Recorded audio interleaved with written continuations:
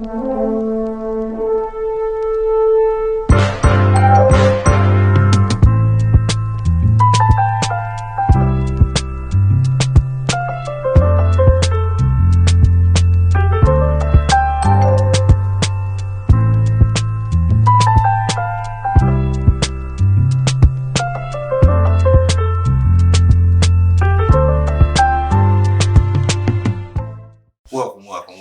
This is Coach Kel, and this is another episode of What Are You Reading, Coach?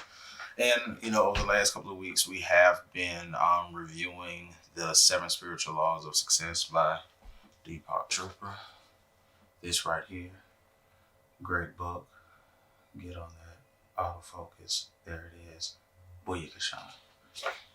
So, we're going to get into chapter 4, but before we get started into chapter 4, I want to make sure that you guys are following all of our social media. So you can follow me at Coach Kel Inspires on IG. And then you can also follow the Jewels and Tool podcast on IG as well.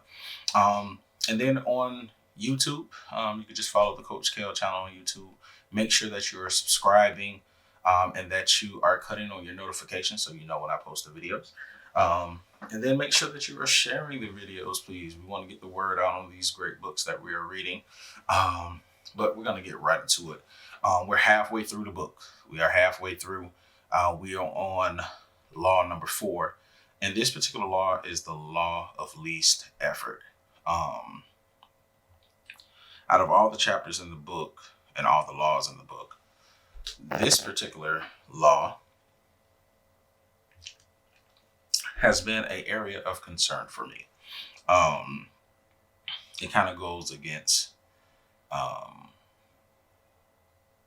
I've been bred to operate. A lot of times, especially in the community that I grew up in, we are all about the hustle. We're all about the grind. No days off. Keep pushing.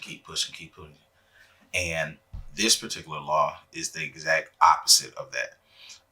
So on the 4 page, it says, nature's intelligence functions with effortless ease, with carefreeness, harmony, and love. And when we harness the forces of harmony, joy, and love, we create success and good fortune with effortless ease. So a lot of this deals with nature's intelligence function.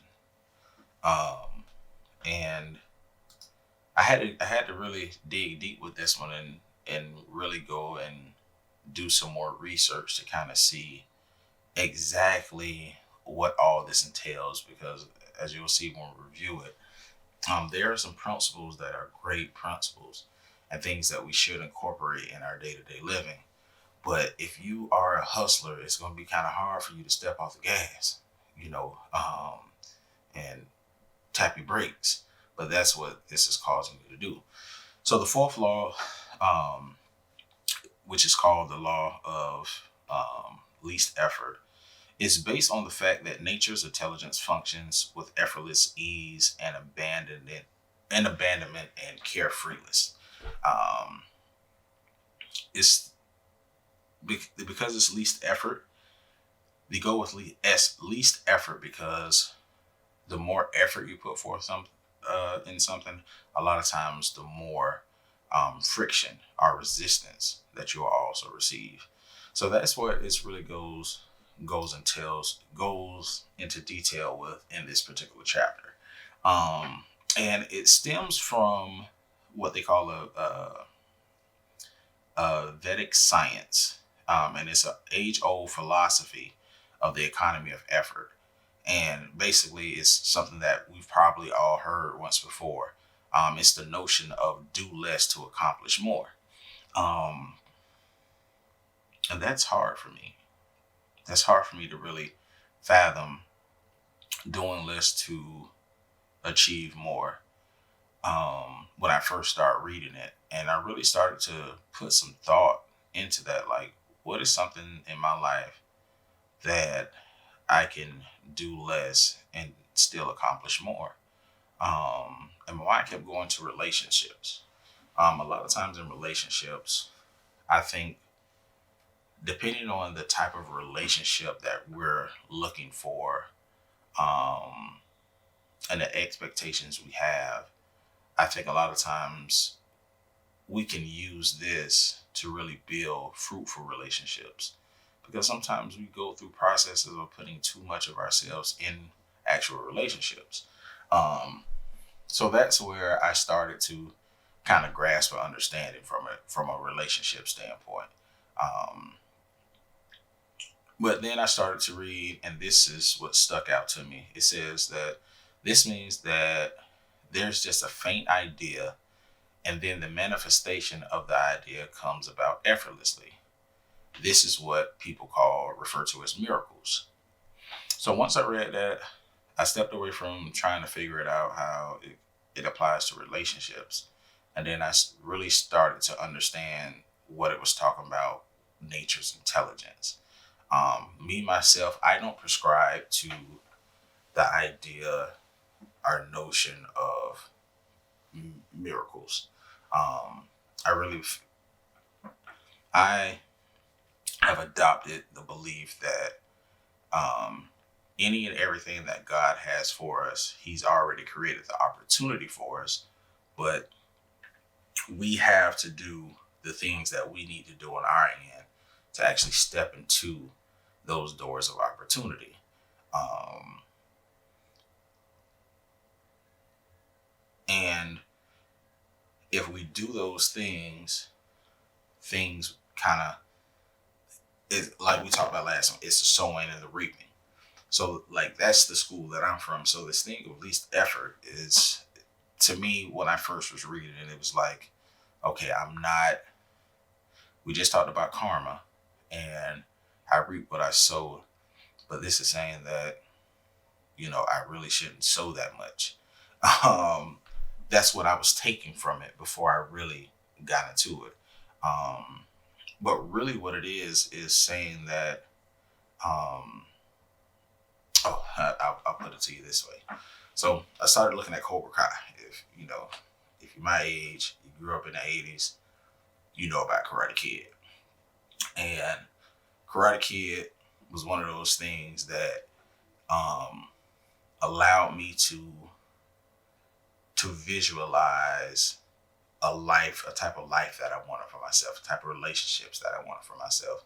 So to see that they're remaking and rebranding this great brand from my childhood was great. So looking at it, um, it brought up a lot of the things where I kind of built some of the principles for my life as a young man. And one of those things was, never step outside of the hands of Mother Nature by attacking first. I remember Mr. Miyagi said that. I think it was in part 2 when they were over in Japan.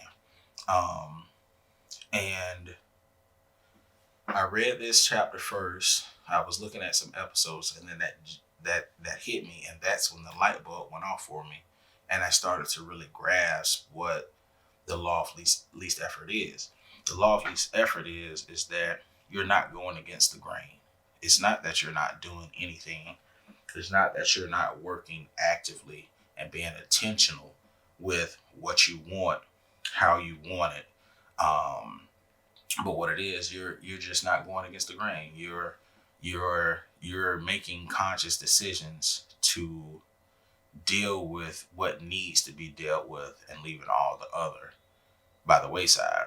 Um, and so it's really about building up a harmony in nature. Because when you establish a harmony in nature, um, that's when your true self, not the projected image that you're trying to uphold, your true self actually comes out and shines. When, because it's almost like no worries. So if I have no worries, and I can move in a more effective and efficient manner, without having to go through a lot of the struggles that people have to go through when they're not fully secure with who they are, what they want, and how they want to go about getting what they want. Um, and so it started to talk about, I'm probably going to read this whole paragraph because this one is kind of key. It says, when you seek power and control over people, you waste energy. Back to the relationships that I was talking about. When you seek money or power for the sake of the ego, you spend energy chasing the illusion of happiness instead of enjoying happiness in the moment. When you seek money for professional gain, or excuse me, when you seek money for personal gain only, you cut off the flow of energy to yourself and interfere with the expression of nature's intelligence. So if I'm constantly, it's the same old thing, you know what I'm saying? Like, don't chase the bag, let the bag chase you. And I really think that's what that saying kind of embodies, and that's where it stems from. Is actually this: um, if you're constantly grinding and your main intent is the acquisition of something in its tangible state, what happens once you receive it? What happens once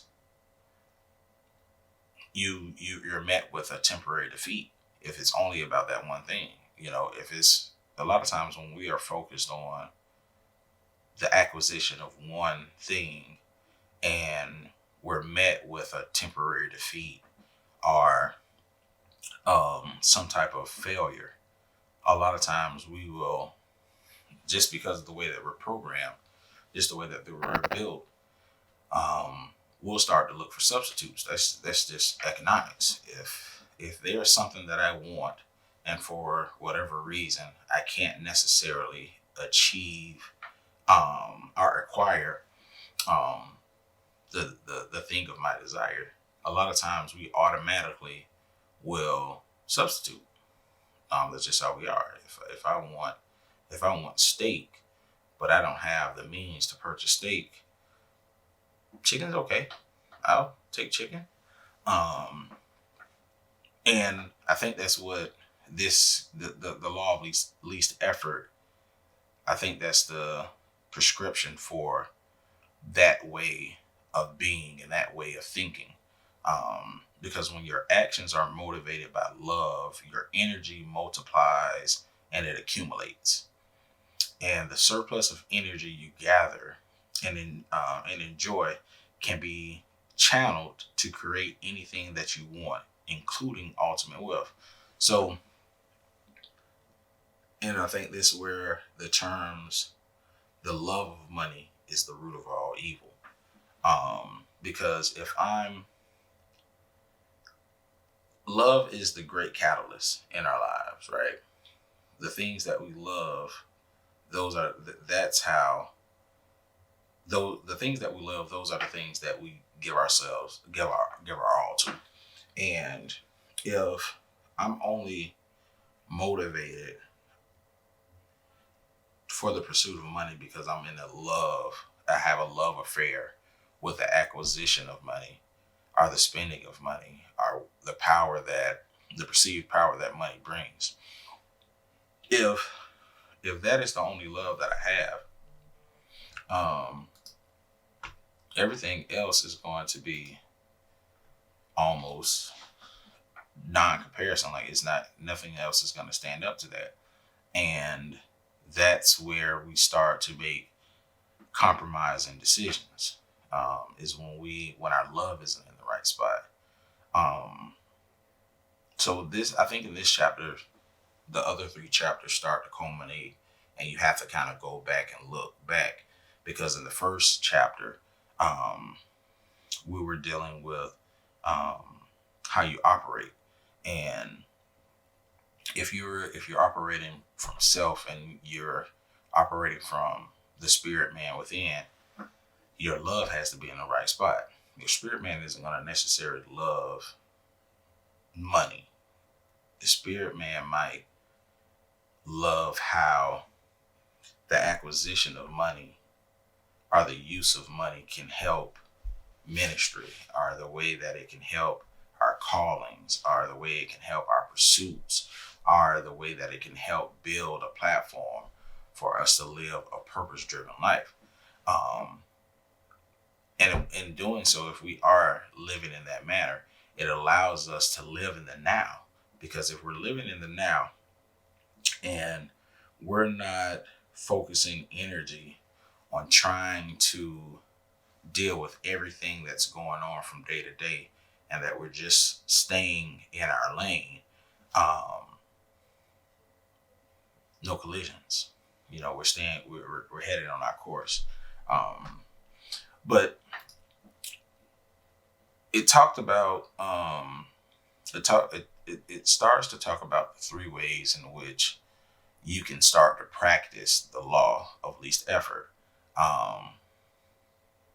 And because the thing about subscribing to this methodology is that it is actually the real process of teaching yourself and allowing yourself to free up energy for the things that you really need to exert into.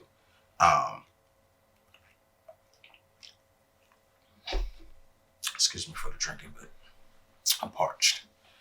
I tried to work out today. Got to get my electrolytes up. But when you're going through the process of trying to make this switch into a way of being of least effort, there were three things that they really wanted you to pay close attention to, and I'm going to go over those three things. And I'm trying to see here where I put this at, because I wanted it to be 100% up for you guys. 1 second. All right, so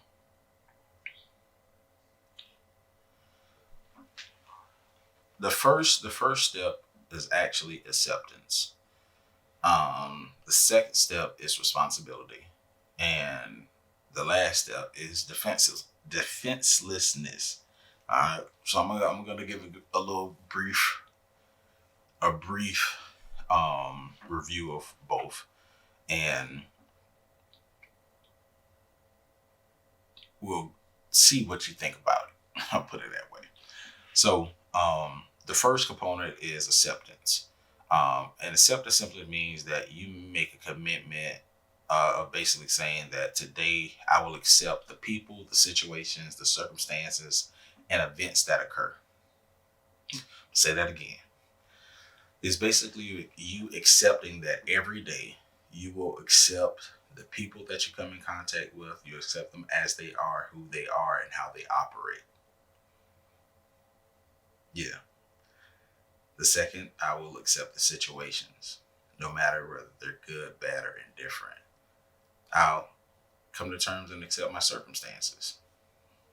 It is what it is. It is what it is. And everything else that follows through your day-to-day life. And it's funny because when I was reading this, there are some models that I have in my life that actually fall in place with this. One of the things that I'm always telling my wife and others is that people gonna be people. Let people be people.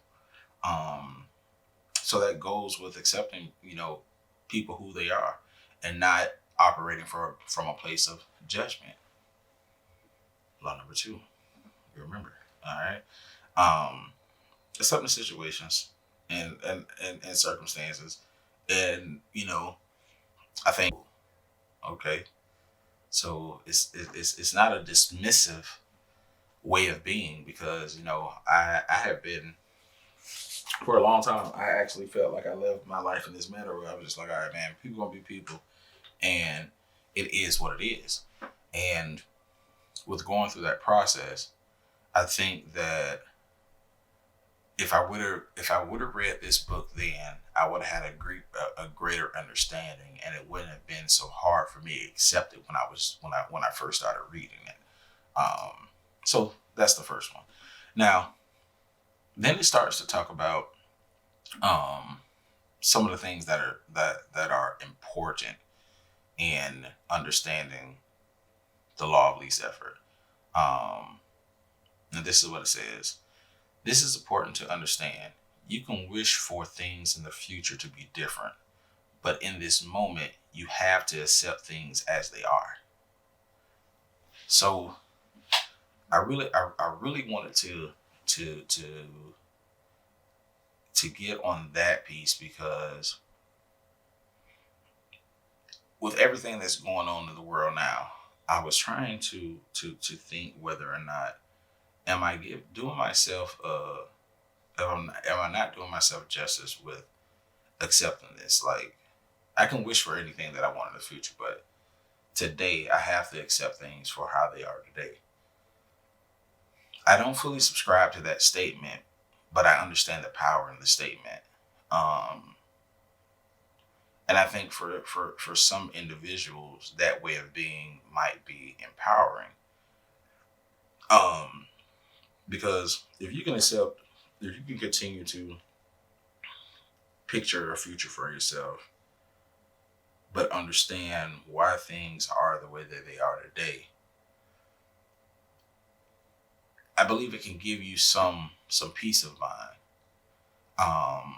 But my issue with that way of thinking is just, how do you maintain focus? Is if every day you're just accepting what's happening?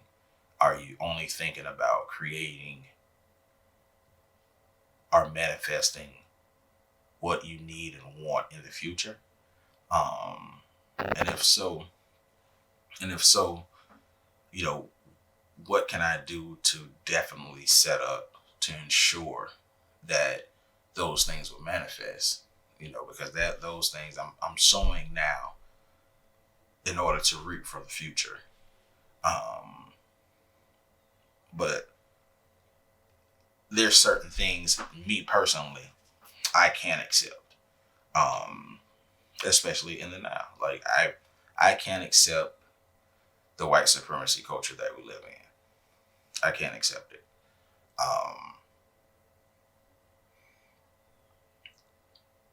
So with me not being able to accept that every day, am I stepping out of the arms of nature and nature's intelligence?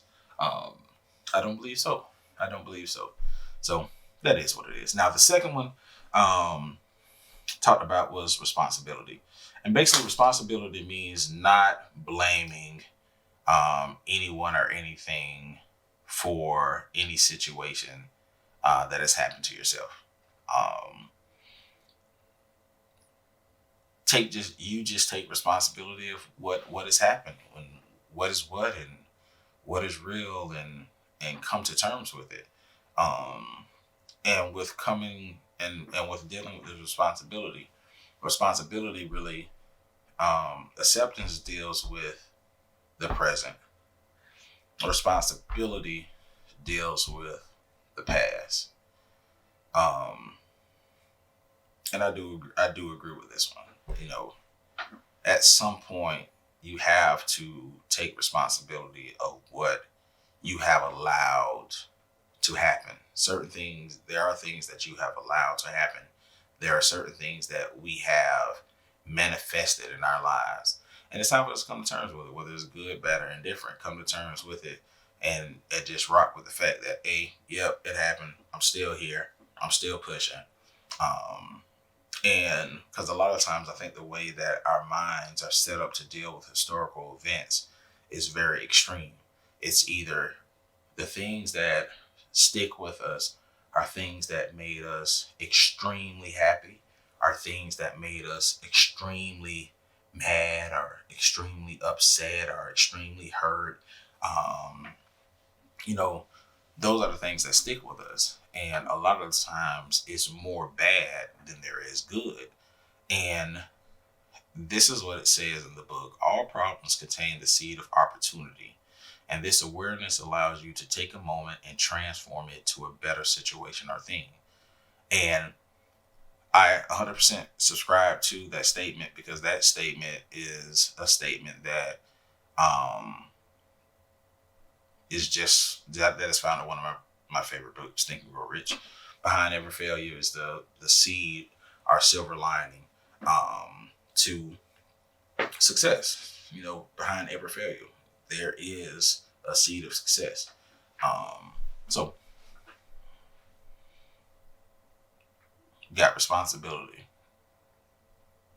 Take it because everything that has happened to you happened for a reason, and God don't make no mistakes. And now the third component is defenselessness. Now this was when I'm gonna read it to you first. Defenselessness means that your awareness is established, and you have relinquished the need to convince or persuade others of your point of view. Once again, defenselessness is that you have just accepted that, you know what, I ain't trying to change nobody's mind. I don't need followers. I don't need you to subscribe to my way of thinking. I don't need you to support the way that I would support you. I don't need that. I'm doing me. And if you want to come along on the ride while I'm doing me, great. Come on, got room for you. If you don't, all right, don't care.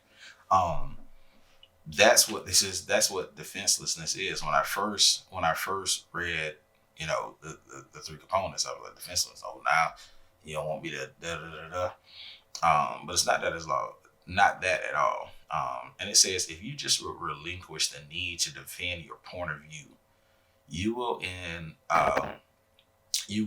that relinquishment gain access to enormous amounts of energy that has been previously wasted. And when I hit that, I had to circle it, underline it, highlight it, screenshot it, take a picture of it, save it, because I know in my life, because I operate off of pure passion and desire and purpose, a lot of times when I am met with obstacles in the form of other people's views, concerns, inputs, constructive criticisms, whatever you want to call it, I have not relinquished, and I have not relinquished. I go in, I have not practiced this defenselessness when it comes to people objecting and not pulling my point of view. Recently, with the start of going back to school, I've gone through a couple of situations, and I have decided to relinquish the need to defend my point of view, and it's worked pretty well. Not gonna lie, it has worked pretty well. It is. Can't say that it's worked in my favor, but it has been freeing for me. Just to know that I don't have to deal with a lot of the foolishness that people say that I have to deal with. It's been nice not to have to go there and do all of that stuff. So it's nice not, always having to defend your point of view, because a lot of the times your point of view is your point of view. It's not necessarily anybody else's point of view. It's messing with this. I'm trying to step my game up, so I stepped up the camera game and light game, but I'm still playing with it, trying to get it to perfection. And I'm gonna do it while I'm recording. I ain't got time. See, least effort. Me before, I would have sat here for 3 hours trying to get the setup perfect so I can go ahead and do the recording. Then I would have got tired after I did the recording. Then I wouldn't want to edit. This way, I'm giving it to you blood raw. Me playing with the camera, that was blood raw. And if you don't like it, I'm not going to beef with you about it, because I'm relinquishing the need for you to see my point of view. Yeah. Chapter 4, guys.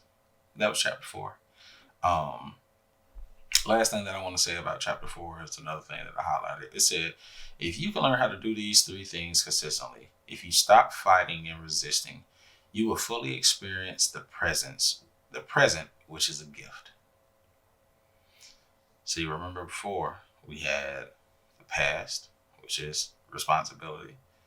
We had acceptance, which is the now.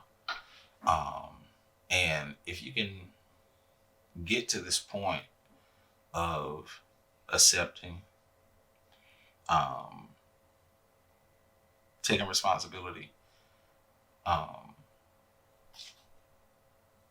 man, it just hit me. I just got a great rare thought. So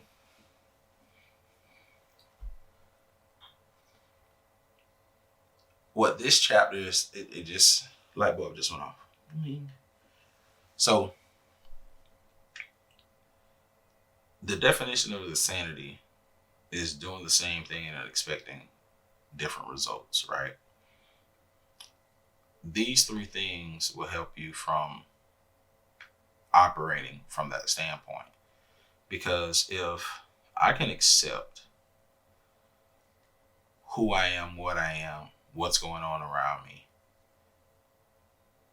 and not be bothered and not allow myself to start to judge and still go through the processes of